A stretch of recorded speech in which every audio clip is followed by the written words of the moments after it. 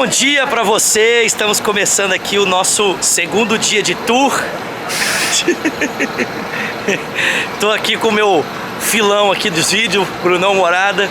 Gente, hoje nós vamos conhecer Masada, essa fortaleza que é tão importante na história dos judeus.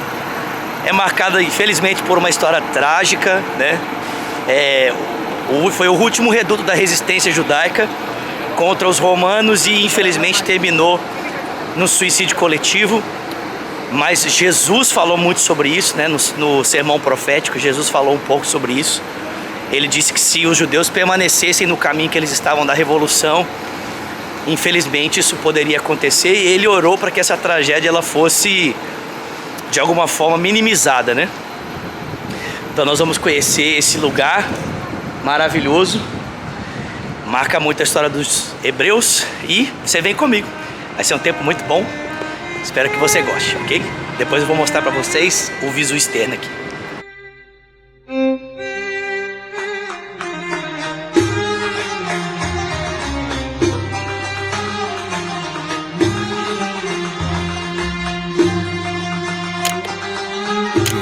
Eles vão explicar depois pra gente aqui, mas eu já quero de alguma forma registrar para vocês. Essa é uma maquete da fortaleza, que era uma casa, um palácio de inverno de Herodes.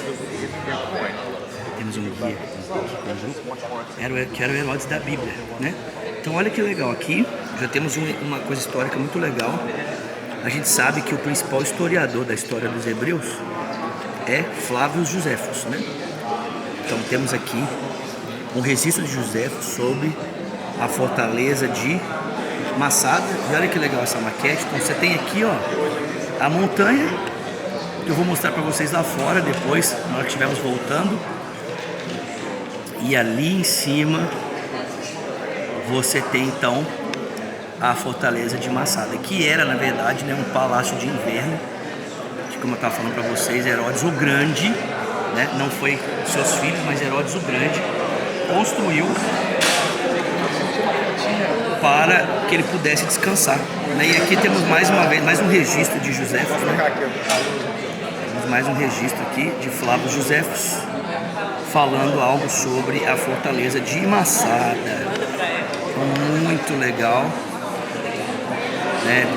E vou mostrar para vocês um pouquinho da arquitetura do local.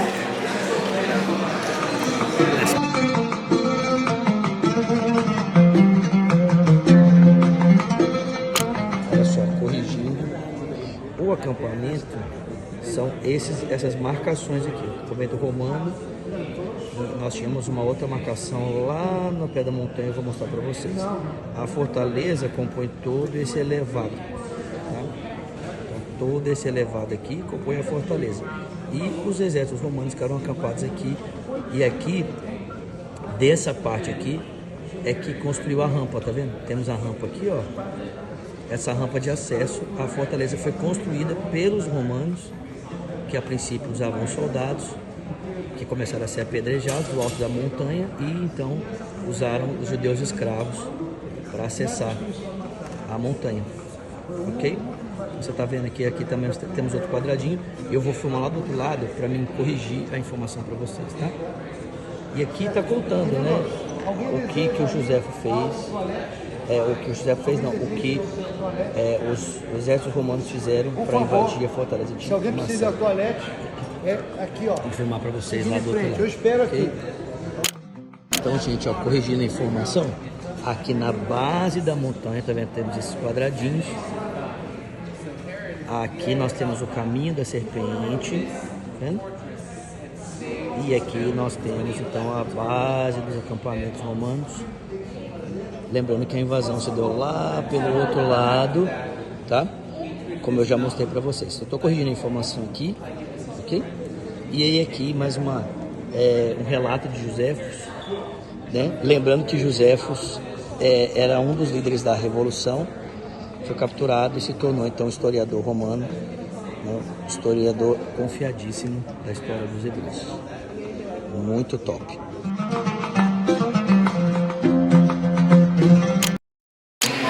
Quero filmar para vocês alguns artefatos históricos que foram encontrados aqui da época da invasão aqui de Masada, ok? Então quero filmar aqui para vocês darem uma olhadinha. Né, temos aqui alguns jarros, algumas moedas. A gente vai subir aqui para assistir agora o filme e na volta eu mostro para vocês um pouquinho mais, né, as fotografias, né, e um pouquinho dos artefatos históricos que nós encontramos aqui na Fortaleza de Masada. Muito legal, gente. Aqui as escavações, tá vendo? Olha só, escavações de Masada, né, e aqui o nome, né, dos escavadores. Muito legal, pessoal. Mas eu preciso ir lá, eu mostro pra vocês aqui na volta.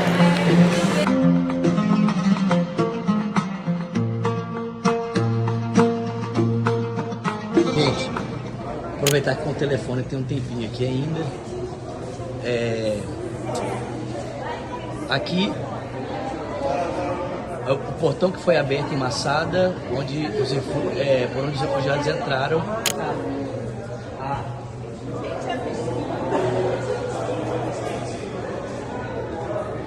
Então aqui eu tô tentando ler ali tudo, não entendi, então vou pedir depois aqui para Virgínia traduzir para nós, aí eu vou colocar a tradução aqui embaixo. Mas aqui nós temos, né, o pé da montanha, nós temos aqui o pé da montanha, Foot the Mountain e os voluntários, né? Então, enquanto estavam fazendo as escavações, né? Muito legal. E aqui alguns objetos de cerâmica. Isso aqui já mostra muita coisa pra gente, né? Muita coisa. Cerâmica que era esculpida, então isso já mostra muito do período histórico. Aqui temos as 66, 74 a.C. Muito legal, gente. Olha, confesso pra vocês que estando aqui eu me emociono, sabe? Fico bastante emocionado, assim. Eu tenho, né, uma alegria, assim, né? Muito legal. Restaurando o passado. Agora eu tenho que ir lá,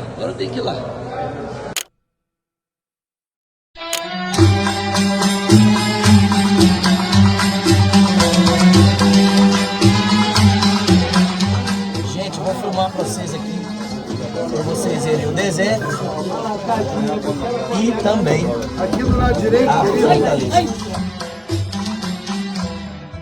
Caminho da serpente. Eu já percorri Você andou?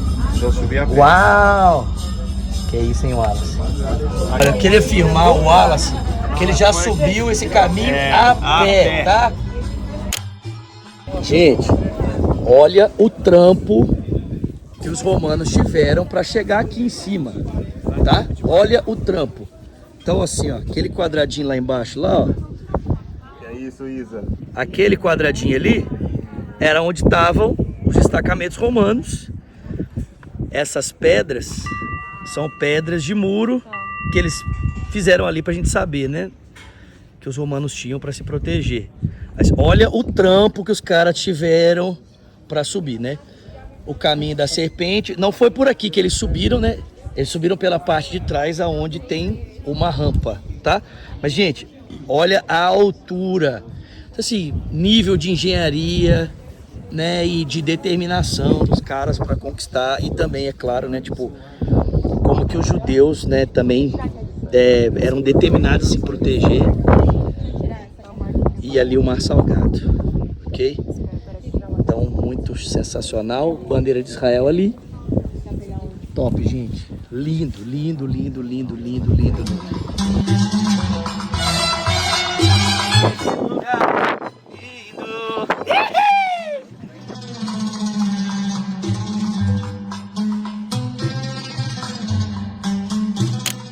Guys, olha isso, guys. Sensacional, pessoal. Aqui tá, você tá nossa caravana. Sim! Nosso guia tá chamando. Quero só filmar pra vocês ali, ó.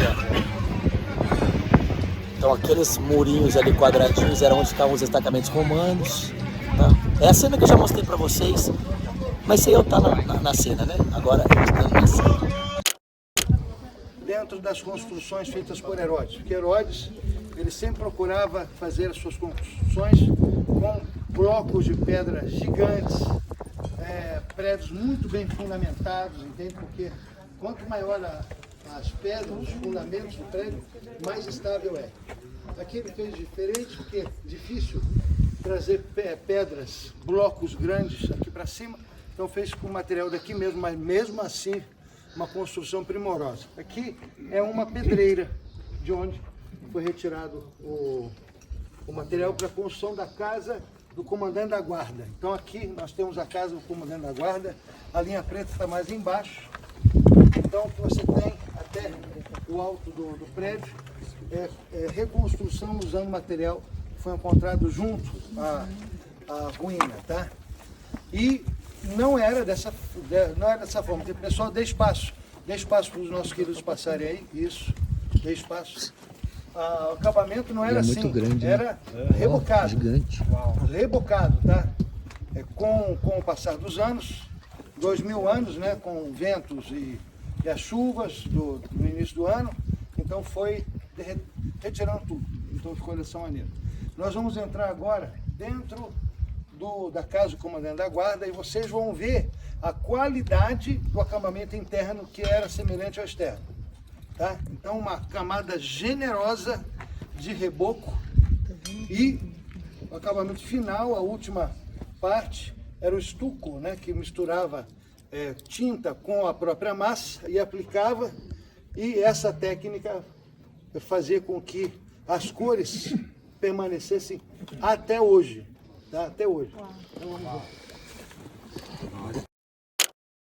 Pessoal, uma coisa que ele explicou lá embaixo que eu não gravei para vocês é o seguinte.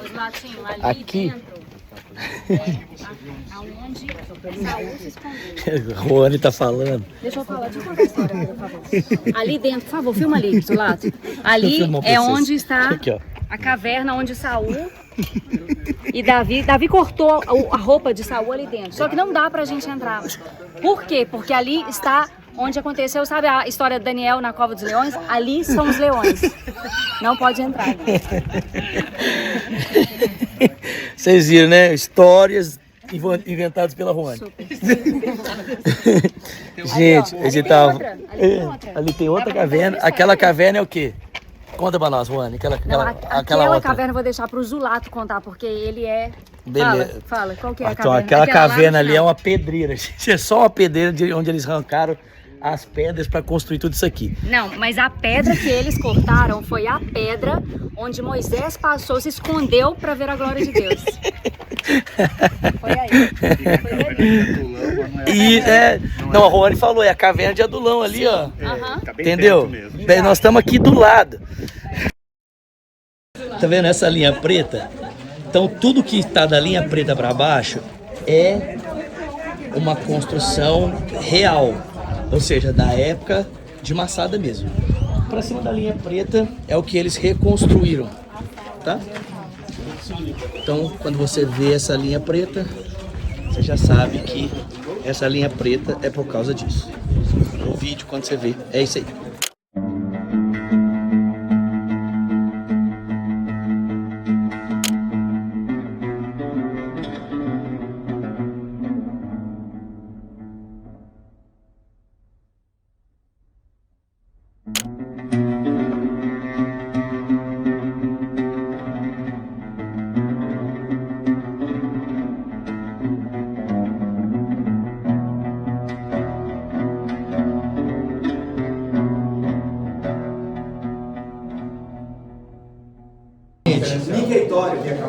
Então isso aqui era, né, o vaso sanitário, e aqui na parede nós temos as cores reais de como era antigamente. Então assim, era assim que era o acabamento dessa que era aqui a casa do comandante, né, da esquadria romana, que ficava aqui.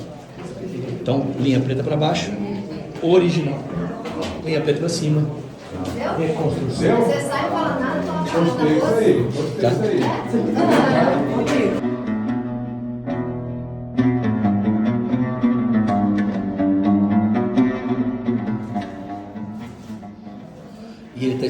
coisa aqui no vídeo, que essa pedra, que é pedra calcária, ela tem um efeito térmico, ou seja, a temperatura ficava fresca, né?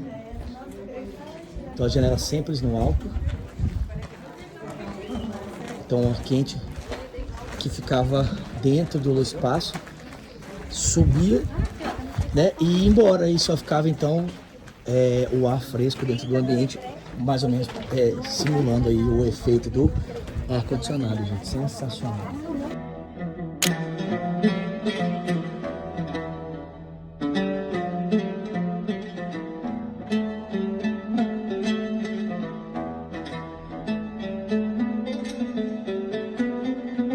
Agora que nós tivemos está aqui, ó, essa área aqui. Nós estamos agora aqui, certo? Pois bem, esse complexo que vocês estão vendo é um armazém de alimentos. Uau! Tá?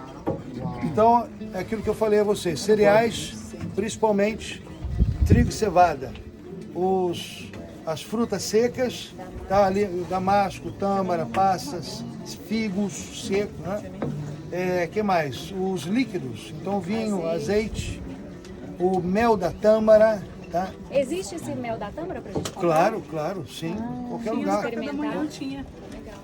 É um melado, só que feito de tâmara. Porque a tâmara é extremamente doce. Isso, exatamente. Quando fala leite e mel, leite. é o mel da tâmara, não é da abelha. E o leite é o da cabra. É da cabra. Porque o rebanho de cabras e ovelhas leite e mel. é muito, muito maior do que o rebanho de gado. vacas. De vaca. Obrigado. Pode... É cabra. Pois bem, então temos o armazém de alimentos aqui, certo? E nessas áreas também havia o cultivo de hortaliças, tá? Coisa rápida, certo? Aqui nós temos, vamos pular para cá, nós temos aqui o palácio propriamente dito, os aposentos do rei, 3 andares. Então aqui, o quarto dele, modesto, rapaz, propriamente dito, tá? Com a esposa.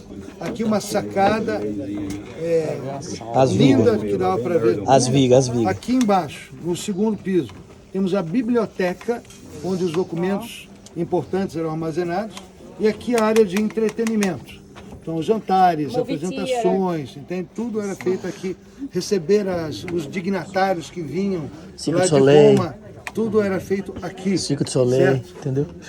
Agora, nós temos o banho romano que servia ao imperador, né?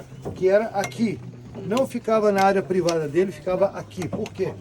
Porque nós temos nesse complexo outros cidadãos romanos. E pela lei romana, o Império tinha sempre de prover ao cidadão, seja onde fosse no Império, primeiramente o banho romano, que era o ponto central da sociedade romana. Tá? Vou trazer uma comparação. No descobrimento, na época dos bandeirantes e das entradas de bandeiras e tudo mais, quando se fundava quando se fundava uma vila, qual era o primeiro prédio que era construído? A igreja. E a cidade se desenvolvia ao redor da igreja. Na cultura romana, o que se construía por primeiro?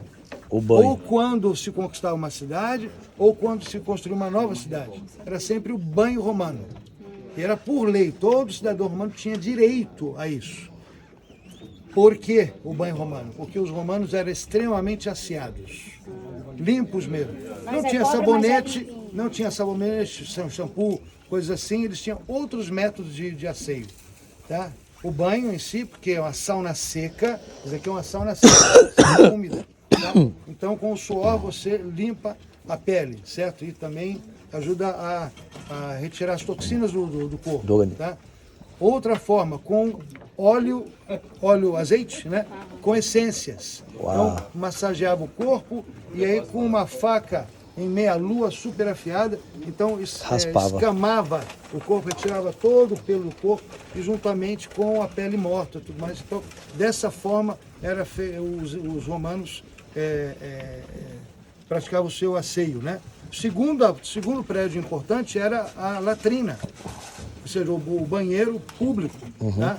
E depois, fórum e outros prédios importantes. Então a primeira coisa era o banho romano. E aqui, os cidadãos, outros cidadãos romanos que ficavam aqui, por exemplo, o comandante da guarda, os oficiais mais próximos, eram romanos, ou pelo menos cidadãos romanos, né? Eles tinham direito ao banho, por isso que não ficava na parte exclusiva do imperador, ficava aqui, certo?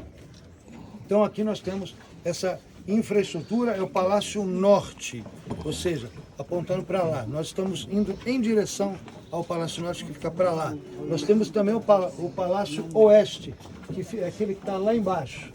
Tá? Mas é mais ou menos a mesma coisa que o Palácio Norte, as mesmas dependências, o mesmo conforto. Tem lá, tem aqui também, certo? E tem a parte sul, lá longe, ok? Onde temos a maior cisterna da fortaleza, em milhões de litros, um local assim gigantesco, cavado na rocha, onde se armazenava a maioria da água que havia, que era armazenada aqui em cima. Tá certo? Alguma pergunta? Como chegava água aqui?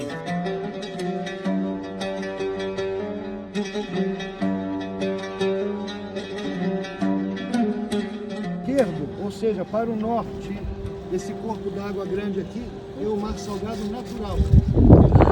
Esse é o natural, ok? O restante é tudo tanque de secagem, ou saliva. Mas aqui, ó, esses canais de água, eles tiram a água lá do mar salgado e levam a água para os tanques de secagem. O que está acontecendo? Esse efeito está produzindo uma baixa no mar salgado de 1 metro por ano. E eles têm algumas medidas, né, para tentarem resolver essa questão, mas ainda nada foi feito. Mas muito doideira. Então, primeira questão. Quando ocorreu as escavações nessa área, foram encontradas sementes de tâmaras. Então havia a tâmara armazenada, essa tâmara secou, certo? E permaneceu apenas as sementes. Essas sementes foram recolhidas e levadas para um kibbutz Ketura, que fica para o sul, quase chegando em Eilat. E lá nós temos especialistas em botânica. Eles pegaram essas sementes de mais de 2.000 anos de idade E plantaram. e conseguiram trabalhar elas e brotaram. Uau! Brotaram. Nós Cara, temos várias tamareiras. Meu Deus, de gente, mais de sério, 2.000 pelo amor de Deus, você é E doideira o demais. primeiro que brotou, deram nome para a tamareira, macho, de Matusalém. Uau! Uau! Matusalém, certo? Outra questão importante também, só escavar aqui. Por quê? Não vão escavar o restante? Vão escavar o restante. Mas Israel tem a seguinte política, que de deixar trabalho arqueológico para as próximas gerações. Uau! Certo? Para que as próximas gerações também, ao trabalhar no solo, na terra, descobrir as coisas que estão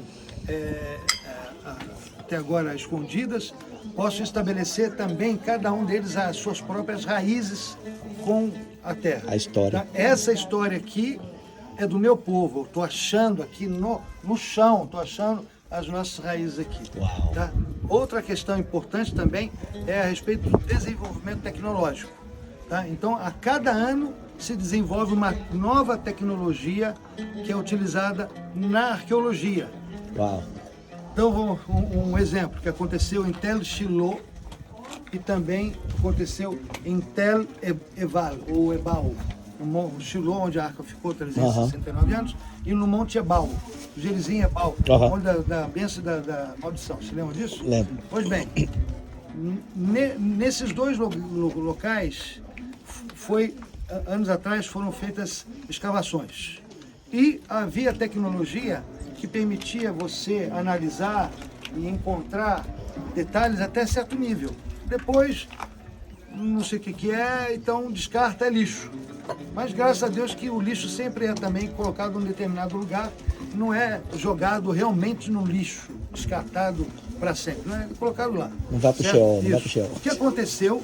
Aconteceu que recentemente Scott Stripling, que é um arqueólogo lá da ABR, Associates for Biblical Research, tá?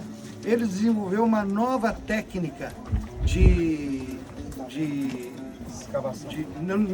tratamento do rejeito ou daquilo que é escavado, que é lavando, primeiramente uma forma diferente de lavar, e depois passando pelo raio-x, tá? Lá em Shiloh, aquilo que tinham rejeitado, entende? Trouxeram à tona, descobriram um monte de coisas que tinha sido descartado, entende? Inclusive comprovando realmente que mais provas apontando que o tabernáculo de Josué realmente estava lá. Uau. Ok? E lá no Monte Ebal, o mesmo arqueólogo americano, tá? Foi lá no lixão e também aplicou a mesma técnica, descobriu o que até hoje é o escrito em hebraico mais antigo do mundo. Uau! Tá? Monte Ebal. Monte Ebal significa Josué. Josué significa um pouquinho depois de Moisés. Entende? É o mais antigo. Tá? Que lista lá as maldições. Só não as bênçãos. Tá? Então, acharam isso? Que estava no Monte Ebal. Gente! Certo? Outra técnica também utilizada, tá? Na cidade de Davi, onde que está em Jerusalém, tá? Então foi encontrado o tanque de Siloé. Só que 3/4 do tanque de Siloé... Nós vamos lá, não vamos? Sim. 3/4 do tanque de Siloé está numa área que pertence à Igreja Ortodoxa Grega. Tá? Então a parte que não está nessa dos ortodoxos foi tudo escavado. Pode-se ver o tamanho, o canto do tanque de Siloé, tá? Mas eles não deram permissão para escavar lá. Não tem problema. A gente tem um cantinho. Pega um drone, coloca uma câmera de raio-x, né? Embaixo, só dá um sobrevoo na área. Uau. Aí, pá, hoje sabemos tudo aquilo que tem lá, sem levantar um grão de areia do terreno, tá?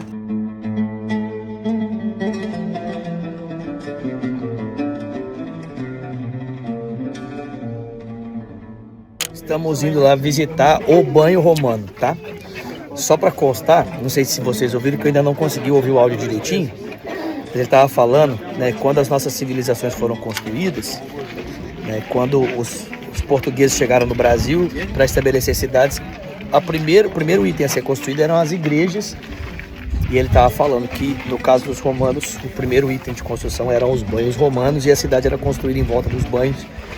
Isso era algo primordial para os romanos.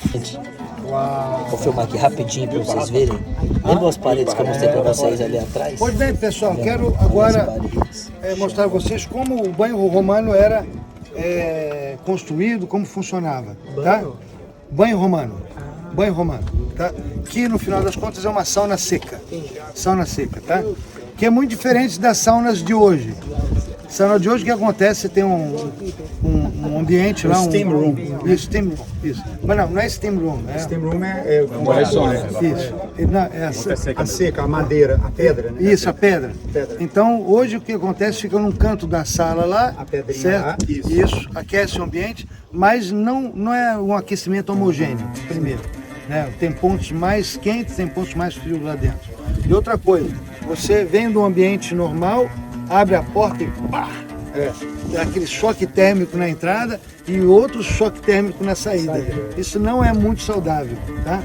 E o que acontece é que os romanos não faziam isso de modo nenhum, tá? Então, como é que se fazia? Primeiro, o banho romano não era apenas a sauna seca, era o principal, sim. Mas tinha outras funções também. Tipo, manicure, pedicure, cabeleireiro, massagem, ok? Barba, tudo. Tinha também local para ginástica, luta greco-romana. Aquela luta greco-romana era também praticada aqui. E outra coisa era só para homens. As mulheres tinham a casa das mulheres. Tá? Era um lugar onde também se faziam acordos políticos, se assinavam contratos, entende? Parece coisa interessante, né? Mas veja só, Império Romano, antes do cristianismo, as bases morais eram muito diferentes das bases que hoje temos, sociedade judaico-cristã, entende? Então, sem dúvida, onde só homem lá, que não tem nenhum princípio como nós temos hoje, era bagunça. Bagunça, certo? Sim. Bom, mas chegando aqui, o que acontece? Era necessário aquecer o corpo antes de você entrar na câmara quente. Tá? Então, onde que você aquecia o corpo? No tepidarium. Água tépida, água morna para quente. Então, nesse lugar aqui, você tem um tanque de água quente que você entrava para aquecer o seu corpo. Então, tepidarium aqui, certo? Era o spa. Aí depois você atravessava e entrava nessa área aqui, no caudarium. Caudarium, que é um local quente. Aqui que era. E como é que se aquecia isso daqui? Aquecia da seguinte maneira. Desse lado aqui para fora tinha fornalha. Aqui se queimava madeira, que gerava ar muito quente, entende? E esse ar entrava por debaixo do piso falso que tinha aqui, ó. Aqui é um piso falso, nós vamos ver lá, tinha essas colunas pequenininhas que sustentavam o piso. Então aquecia todo o piso e esse ar quente subia por umas manilhas de cerâmica também, embutidas na parede. Então o ar quente subia e aquecia também a parede. E subia pelo teto, saía todo o ar quente pela chaminé, ok? Ou seja, o aquecimento era homogêneo, tá? E tinha um funcionário lá que era o especialista, ele era o termômetro. Não tinha, o termômetro humano, sim. Então ele sentia quando estava além da temperatura ou aquém da temperatura. Ficando vermelho. Isso.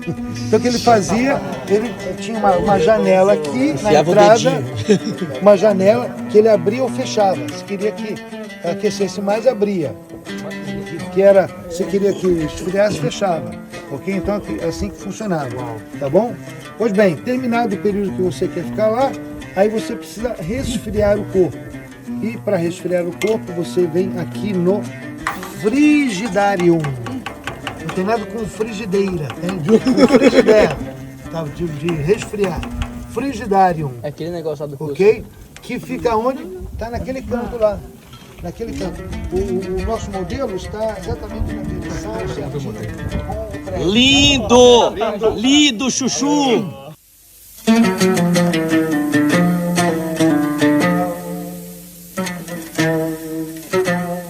Se o meio estivesse muito seco, eu pegava um baldinho d'água, jogava na pedra, a pedra estava quente, aí umedecia um pouquinho, tá? Certo? E se faz isso hoje?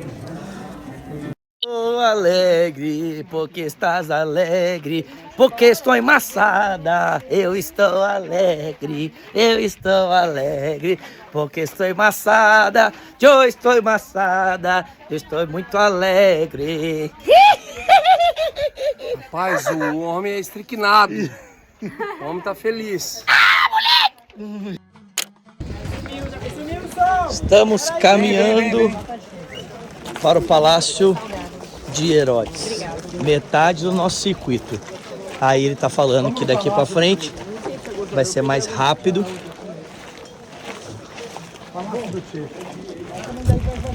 E ele falou que hoje a temperatura tá agradável. Falou que semana passada tava insuportável. Então olha isso, que legal. Aqui são onde ele falou que eram os depósitos de comida, tá vendo? E aqui estamos indo para o Palácio de Herodes, que tinha 3 andares.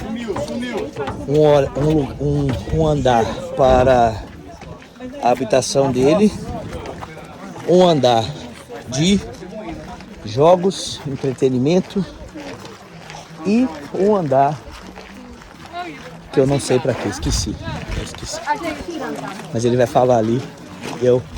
Na verdade está no vídeo, né? Está no vídeo. Deserto.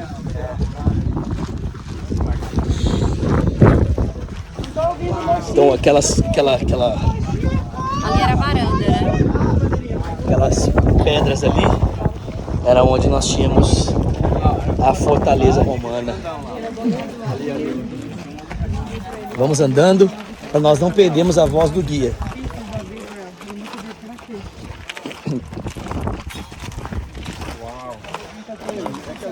Mar Morto, gente. Mar do Sal. Mar Salgado.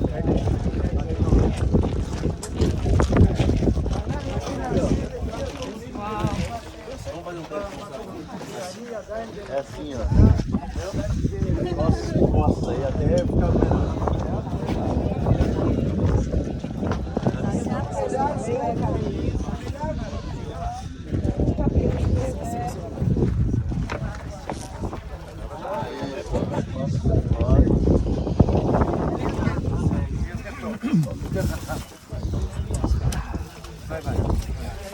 Tô te atrapalhando. Mochi, esse deserto é o mesmo deserto do Negev? Não, aqui é deserto da Judéia. Da Judéia, ok. Então esse é o deserto que Jesus foi conduzido para ser tentado. Sim, não, mas não na região. Não, sim. Sim, exatamente.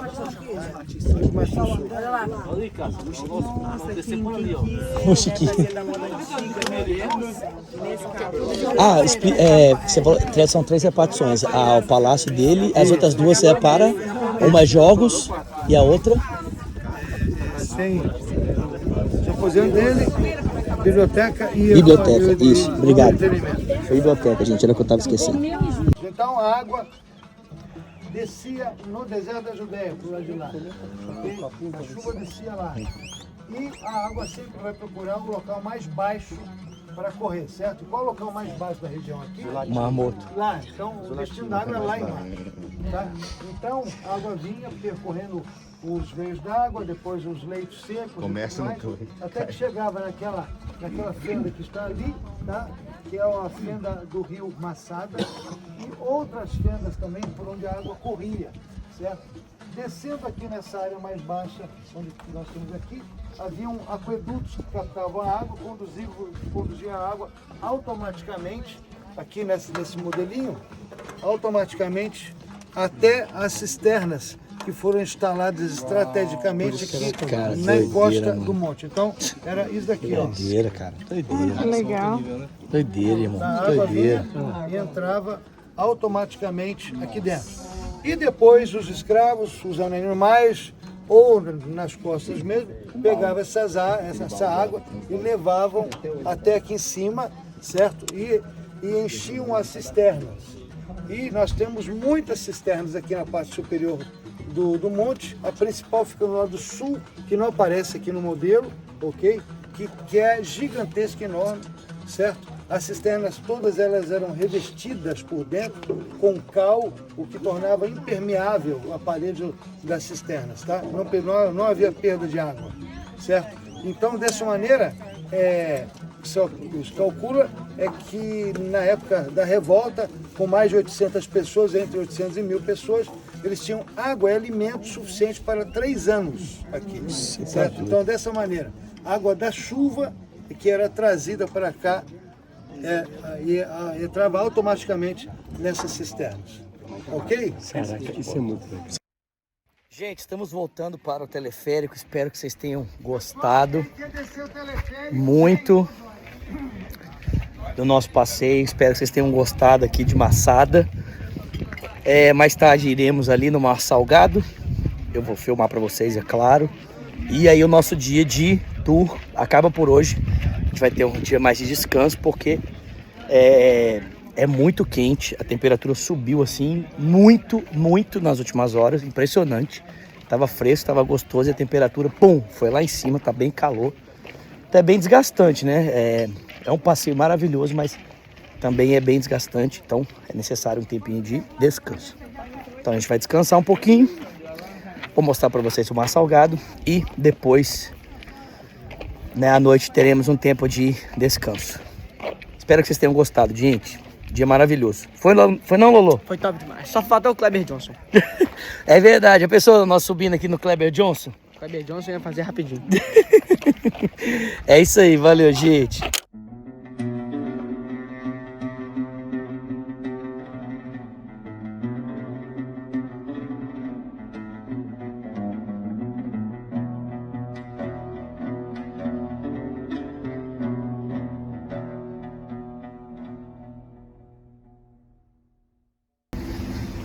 É isso aí, pessoal. Acabei de parar aqui um pouquinho, dei uma descansadinha e agora eu tô indo lá ter a minha experiência de entrar no Mar Salgado.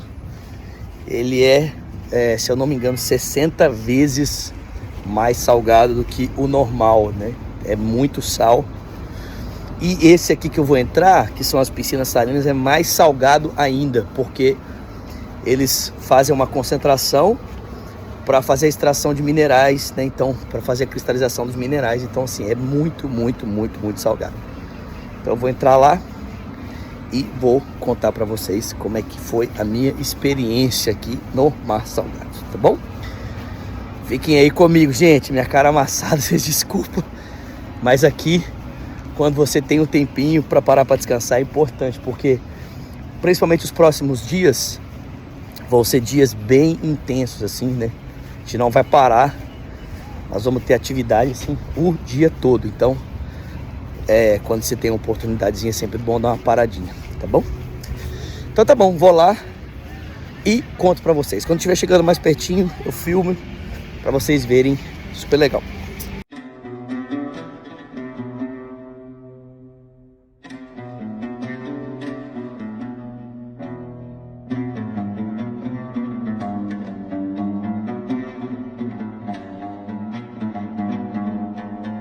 Gente, contar pra vocês então como é que foi a minha experiência aqui no Mar Salgado. Gente, vocês podem ver o pessoal lá, ó. Eles estão sentados. Lá é fundo, mas você não consegue descer em hipótese nenhuma, né? Uma curiosidade que eu não sei pra quê, mas aqui tem salva-vidas, né? Você não afoga de jeito nenhum, mas tem o salva-vidas aqui, né? Então assim, foi legal, mas assim, arde tudo, vaso, arde tudo. Impressionante, meu Deus do céu. Gente, arde tudo, é impressionante, mas tá tudo certo. Você não pode ficar muito tempo, né? A pele não aguenta, a densidade de sal é muito grande. Então assim, você fica um pouquinho, tem experiência e é isso. Bom, vale a pena. Bem mergulhar aqui também. Senão você compra uns 20 sacos de sal e joga na banheira da sua casa.